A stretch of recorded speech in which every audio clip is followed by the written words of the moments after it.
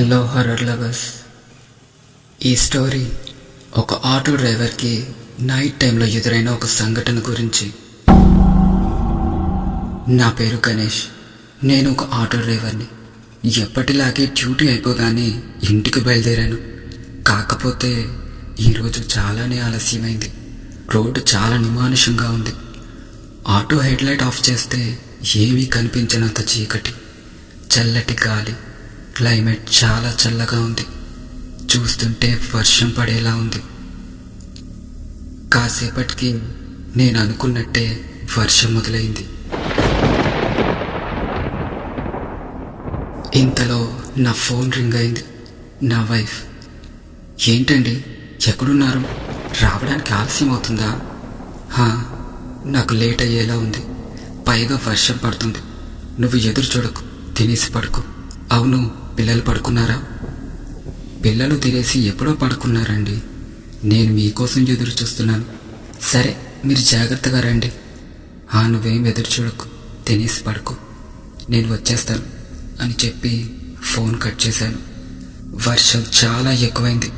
ఉరుములతో ఎదురుగాలులతో ఆ ప్రాంతం చాలా భయంకరంగా కనిపిస్తుంది. అలా కొంచెం దూరం వెళ్ళాక రోడ్డు పక్కకి ఎవరు నుంచున్నట్టు అనిపించింది. ఈ టైంలో అది ఇలాంటి ప్లేస్లో ఎవరుంటారులే అని అనుకున్నాను. కానీ నిజంగానే అక్కడ ఎవరో ఉన్నారు. ఆగమని చెయ్యి చూపిస్తున్నారు. ఆటో డైరెక్ట్గా వాళ్ళ ముందు కాపాను. ఒక అమ్మాయి వర్షంలో పూర్తిగా తడిచిపోయింది. చూడ్డానికి చాలా అందంగా ఉంది. ఎక్కడికి వెళ్ళాలి? ఫస్ట్ లోపలికి రండి, వర్షం పడుతుంది అని అన్నాను. ఊరు చివరన మా ఇల్లు, అక్కడ దింపేసేయండి అని అనింది. సరే అని ఆటో స్టార్ట్ చేసి బయలుదేరాను. అలా కాసేపు ఆ భారీ వర్షంలో ప్రయాణం కొనసాగింది. ఆటో అయితే నడుపుతున్నాను, కానీ నా లోపల ఎన్నో ప్రశ్నలు మెదులుతూనే ఉన్నాయి. అసలు ఈ టైంలో తినకి అక్కడ ఏం పని? ఒంటరిగా ఏం చేస్తుంది? ఇలా ఎన్నో ప్రశ్నలు. తనని అడగాలి అనిపించింది. నాకు ఎందుకులే, అసలుకే రోజులు బాలేవు. ఇలా అడుగుతున్నందుకు ఏమనుకుంటుందో ఏమో అని సైలెంట్గా ఉన్నాను. అలా ఆ ఉరుముల వర్షంలో ఆ నిమానుషమైన రోడ్డు మీద ఆటో నడుపుతూ ఉన్నాను. తను ఎంత సైలెంట్గా ఉంది అంటే అసలు ఆటోలో నేను తప్ప ఇంకా ఎవ్వరూ లేరు అన్నట్టు.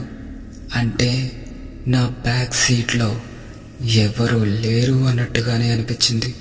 నా ఆటోలో ఓన్లీ నా ముందు మాత్రమే ఒక చిన్న లైట్ ఉంటుంది. తన ముఖం చూద్దామంటే వెలుగు అంతగా లేదు.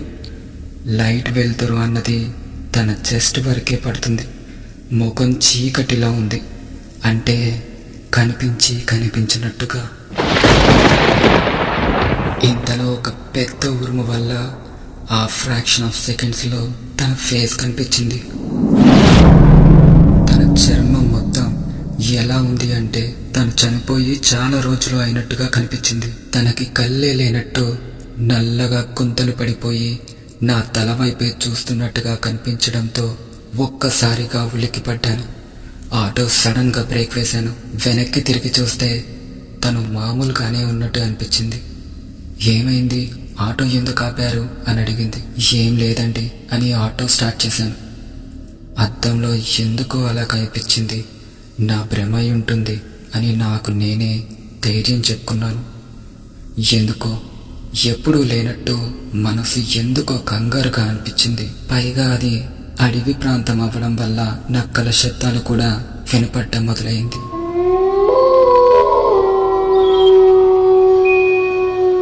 హార్ట్ బీట్ పెరిగిపోతుంది. చెప్తే నమ్మరు. వెనక నుండి ఏవో గుసగుసలు తనలో తానే మాట్లాడుకుంటున్నట్టు. అవి ఎలా వినిపిస్తున్నాయంటే నా చెవు దగ్గరికి వచ్చి ఏవో మంత్రాలు చదువుతున్నట్టు అనిపిస్తుంది.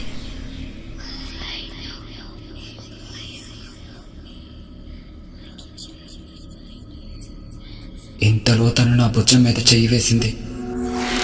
ఒక్కసారిగా ఉలికిపడ్డాను.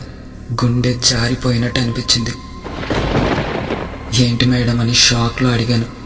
నేను దిగాల్సిన చోటు వచ్చేసింది, బండి ఆపు అని అనింది. అటు ఇటు చూశాను. అక్కడ ఎటువంటి ఇల్లు నాకు కనిపించలేదు. కానీ పక్కనే ఒక శ్మశానం కనిపించింది. తిను కరెక్ట్గా శ్మశానంకి ఎదురుగా ఆటో ఆపించింది. తను ఆటో దిగి నా దగ్గరికి వచ్చి నుంచింది. డబ్బులు అడుగుతానేమో అనుకుంటుందేమో అని, డబ్బులు ఏం అవసరం లేదు మేడం, ఒంటరిగా వర్షంలో, అది కూడా అర్ధరాత్రి రోడ్డు మీద ఉన్నారని హెల్ప్ చేద్దామని ఎక్కించుకున్నాను అని చెప్తుండగానే తను ఏదో నిద్రలో నడుస్తున్నట్టుగా నేను మాట్లాడుతున్నా పట్టించుకోకుండా నడుచుకుంటూ వెళ్ళిపోతుంది. అదేంటో తను నాకు దగ్గరగా వచ్చినప్పుడు నాకు ఉన్నట్టుండి చల్లగా అనిపించింది. మాట్లాడుతున్నా పట్టించుకోకుండా వెళ్ళిపోతుందేంటి, అసలు కనీసం థ్యాంక్స్ కూడా చెప్పకుండా అని నాలో నేనే అనుకుంటూ ఆటో స్టార్ట్ చేస్తూ సైడ్ మిర్రర్లో ఆ అమ్మాయిని చూశాను. తన నడకలో ఏదో డిఫరెంట్గా అనిపించింది. తన కాళ్ళ వైపు చూశాను. తన 2 కాళ్ళు రివర్స్లో ఉండడం నా కళ్ళారా చూశాను. దయ్యాలకి కాళ్ళు వెనక్కి ఉంటాయా అని విన్నాను, కానీ ఇప్పుడు కళ్ళారా చూశాక నా కాళ్ళు చేతులు ఆడట్లేదు. నా 2 కనుగుడ్లు బయటకు వచ్చేస్తాయేమో అన్నంతగా షాక్ అయిపోయాను. తన అడుగులు వేసుకుంటూ నడుస్తుంటే వెనక్కి తిరిగి ఉన్న కాళ్ళు క్లియర్గా కనిపిస్తున్నాయి. అప్పుడే తను ఎందుకు ఆగింది. భయంతో షాక్లో ఉన్న నేను అలాగే చూస్తున్నాను. తన తల ఒక్కసారిగా వెనక్కి తిరిగింది. బాడీ ముందుకి ఉండంగానే తల వెనక్కి తిప్పింది గుడ్లగుబలాగా. నేను వెంటనే ఆటో స్టార్ట్ చేయడం మొదలుపెట్టాను. ఒక్కసారిగా పెద్ద కేక పెట్టింది. మిర్రర్లో వెనక్కి చూస్తూ ఆటో స్టార్ట్ చేశాను. ఆ క్షణంలో నేను ఇంకా చచ్చిపోయాను అని అనుకున్నాను. తను నా వైపుగా పరిగెత్తుకుంటూ రాగానే ఆటో స్టార్ట్ చేసుకుని వెంటనే వెళ్ళిపోయాను. ఎలాగైతే ఊరిలోకి వచ్చేసాను. వర్షం కూడా ఆగిపోయింది. పక్కకి ఏదో చిన్న షాప్ లాంటిది కనిపించింది.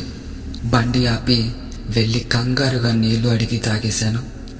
కాసేపు కూర్చున్నాను. అసలు ఏం జరిగింది, ఇప్పుడు నేను చూసిందంతా నిజమేనా అని అనుకుంటుండగా పక్కనే మంచం మీద కూర్చుని చుట్ట తాగుతున్న ముసలాయన, ఏమైంది బాబు, ఎందుకు కంగారుగా ఉన్నావు అని అడిగాడు. జరిగిందంతా చెప్పాను. అప్పుడు ఆయన ఏమన్నాడంటే, నువ్వు చూసిందంతా అక్షరాల నిజం. 2006 ఎదురులంక. అప్పుడు సమయం సాయంత్రం 5:40 ఆ చుట్టూ ఉన్న రోడ్డు మొత్తం రక్తంతో తడిచి ముద్దయింది. ఊరు జనమంతా గుంపు కూడా చూస్తున్నారు. 26 ఏళ్ల అమ్మాయి ప్రేమించిన అబ్బాయి కోసం కన్నులను వదిలేసి పారిపోయి అబ్బాయి చెప్పాడని వచ్చేసింది. ఆ అబ్బాయి ఈ అమ్మాయి దగ్గర నగలు, డబ్బులు అన్నీ తీసుకుని తినడానికి ఏమైనా తీసుకొస్తాను అని చెప్పి మళ్ళీ రాలేదు. తను వస్తాడని అలాగే ఎదురు చూసింది. వచ్చిపోయే ప్రతి బండి ఆపి తన ప్రియుడు వచ్చాడేమో అని చూసేది. అలా ఒక లారీని ఆపబోయి పరిగెత్తుకుంటూ జారి లారీ టైర్ కింద పడింది. రోడ్డంతా రక్తంతో నిండిపోయింది. ఆ పాపని హాస్పిటల్కి తీసుకెళ్దామని అక్కడ మనుషులు తనని లేపుతున్నప్పుడు తను ఏం చెప్పిందంటే, తను వస్తాడు, నేను ఇక్కడే ఉంటాను అని. అదే తన చివరి మాట. ఇప్పటికీ తను ఆ రోడ్డు చివరిలో ఇంకా తన ప్రియుడి కోసం ఎదురు చూస్తూనే ఉంటుంది అని అంటుంటారు.